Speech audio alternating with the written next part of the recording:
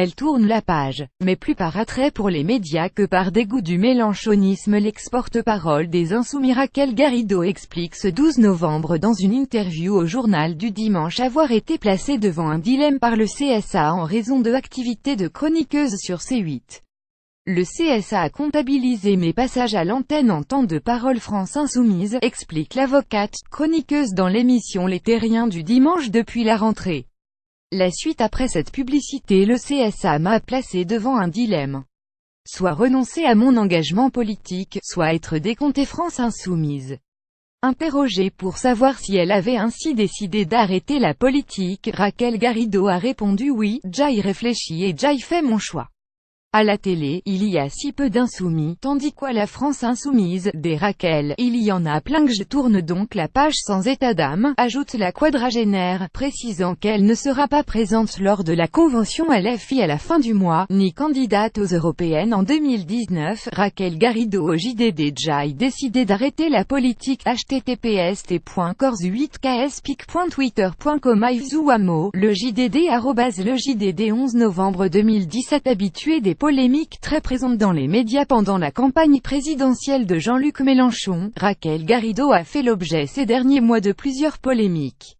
Outre sa décision de devenir chroniqueuse sur la chaîne appartenant au milliardaire Vincent Bolloré, abhorré par LFI, elle avait aussi été épinglée par le Canard enchaîné, sur un possible défaut de paiement de ses cotisations à l'URSSAF et à la caisse de retraite des avocats, ce qu'elle a contesté.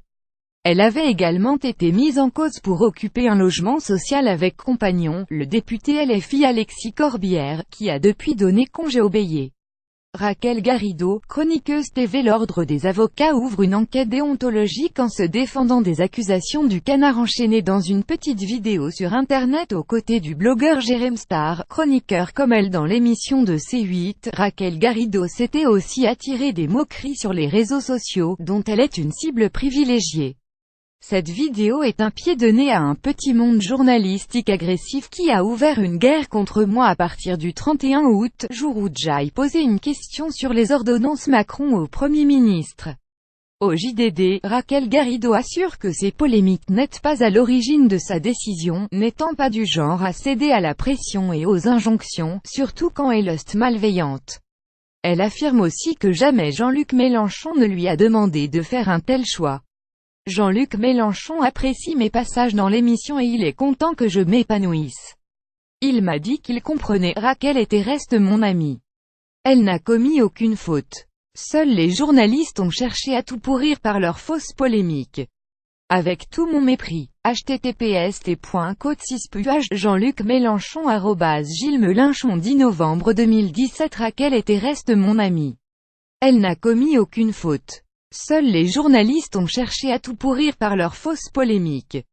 Avec tout mon mépris, avait tweeté vendredi le chef de file de LFI, alors que de premières informations de presse évoquaient un possible retrait de la vie politique de Raquel Garrido. Tom V avec AFP.